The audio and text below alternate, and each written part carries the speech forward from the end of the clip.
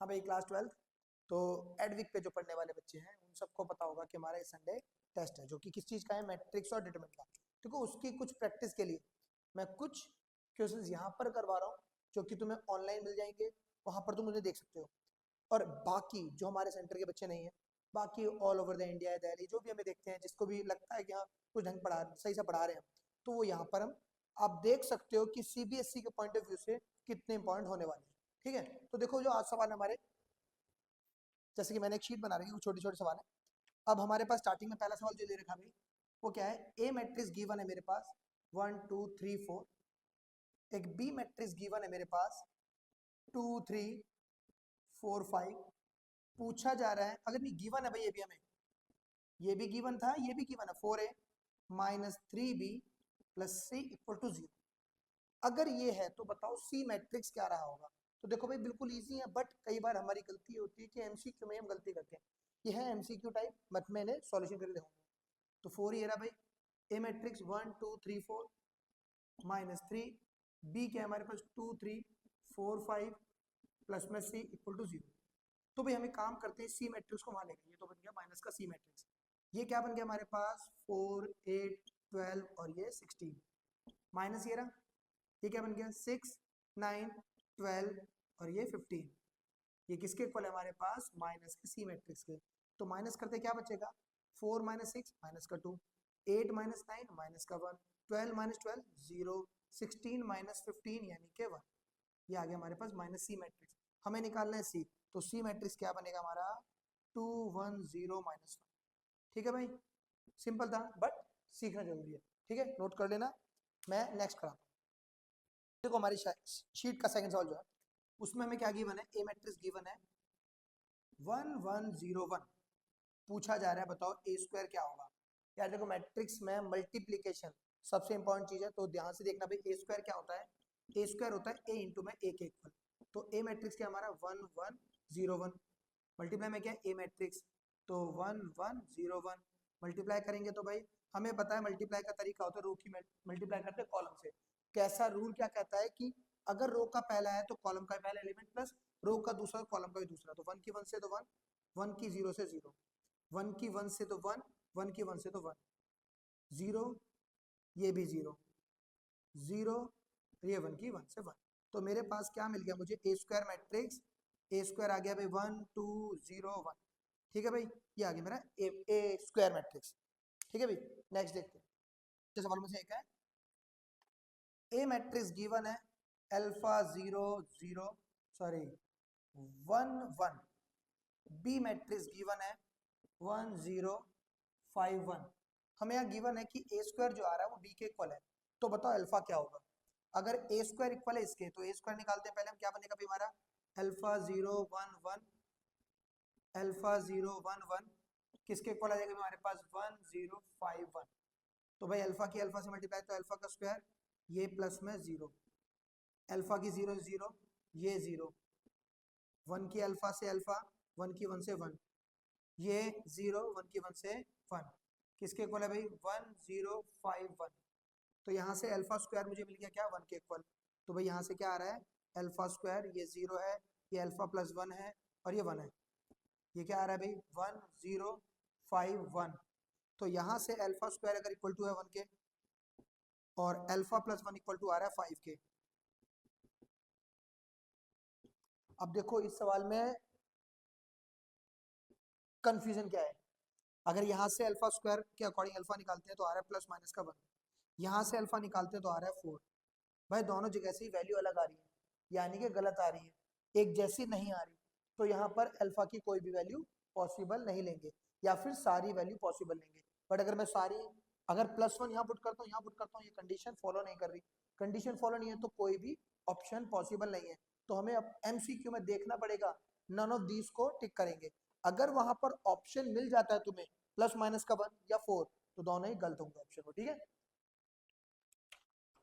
देखो भाई फोर्थ सवाल जो है, ए मैट्रिक्स गिवन है जिसका ऑर्डर दे दिया गया मुझे 3/4, बी मैट्रिक्स भी कुछ गिवन है उसका ऑर्डर नहीं दे रखा, तो मैंने मान लिया m/n है। यहाँ बोल रखा है ए बी और बी ए दोनों पॉसिबल है, इसका मतलब ए की मल्टीप्लाई 3/4 है, ये बी है, इसका ऑर्डर है भाई m बाय n। अगर ये मल्टीप्लीकेशन पॉसिबल है तो हमें पता है पहले मैट्रिक्स के कॉलम दूसरे वाली के रो इक्वल होने चाहिए, तो 4 इक्वल टू आ गया किसके, m के। और इनका जो ऑर्डर बनेगा ए बी वो क्या बनेगा 3 बाय n। ऐसे ही अगर बी ए भी पॉसिबल है, बी का ऑर्डर क्या है m बाय n, मल्टीप्लाई में क्या ए का, ए कितना था 3 बाय 4, तो यहाँ से मुझे क्या मिल गया इसका ये, यानी कि n should be equal to 3। तो ऑर्डर क्या हो गया हमारे ए बी मैट्रिक्स का, सॉरी बी मैट्रिक्स का, बी मैट्रिक्स का ऑर्डर हमारे पास m बाय n था, m है 4 n है 3, तो 4 बाय 3 इसका आंसर ठीक होगा।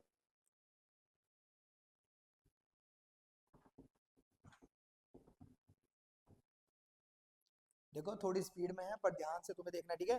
फिफ्थ सवाल हमारे पास फिफ्थ में क्या दे रखा है भाई, एक ए मैट्रिक्स है जो कि ए आई जे से डिनोट है, जो कि ऑर्डर है 2/2। अगर 2/2 ऑर्डर है इसका मतलब हो गया A11 A12 A21 A22।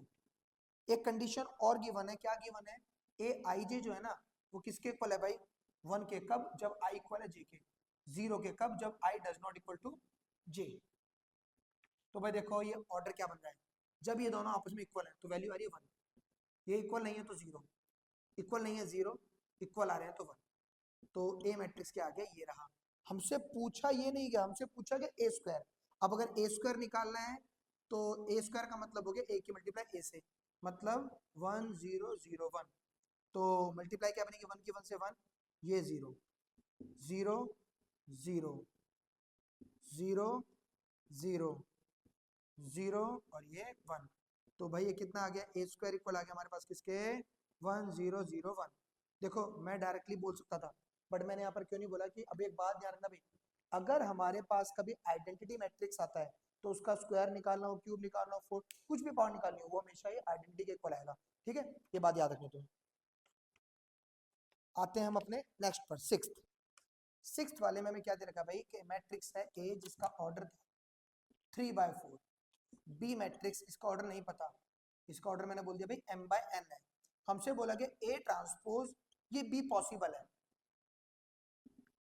अगर पॉसिबल है तो देखो भाई ट्रांसपोज का मतलब होता है रो और कॉलम चेंज हो गए, इसका मतलब है ए ट्रांसपोज का ऑर्डर क्या बन गया 4/3, बी का ऑर्डर कितना है m बाय n।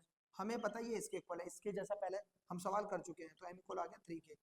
ऐसे ही बोला था बी ट्रांसपोज ए ट्रांसपोज, मतलब बी ए ट्रांसपोज भी पॉसिबल है, तो बी हमारे पास क्या था m बाय n, और ए ट्रांसपोज हमारा क्या बन गया है 4/3, तो n किसके इक्वल आ गया 4 के, n इक्वल टू 4 के, तो b का ऑर्डर कितना बन गया हमारे पास m बाय n यानी कि 3/4। ठीक है भाई, आ जाओ नेक्स्ट पर भी।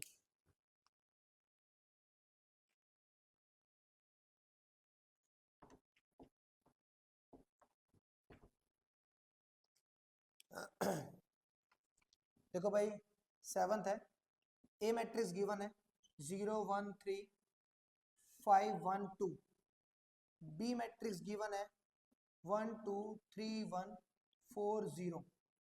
हमें बोला जा रहा है बी ए जो है ना वो किसके इक्वल है बी आई जे के। तो भाई पहले बी ए की मल्टीप्लाई करते हैं, बी मैट्रिक्स क्या है 1 2 3 1 4 0, ए मैट्रिक्स क्या है 0 1 3 5 1 2, तो मल्टीप्लाई करेंगे 1 की 0 से 0 2 5 जा 10, 1 2 1 जा 2, 3 2 2 जा 4, 3 0 की 0 1 की 5 से 5, 3 की 1 से 3 1 की 1 से 1, 3 की 3 से 9 1 की 2 से 2, 4 की 0 से 0 0 की 5 से 0, 4 की 1 से 4 0 की 1 से 0, 4 3 जा 12, 0 की 2 से करेंगे तो 0। तो मेरे पास ये क्या मिल चुका है, जो कि बी ए मैट्रिक्स है मेरा, जिसको बोल रखा है बी आई जे है, ये क्या मिला मुझे 10 3 7 5 4 11 0 4 12।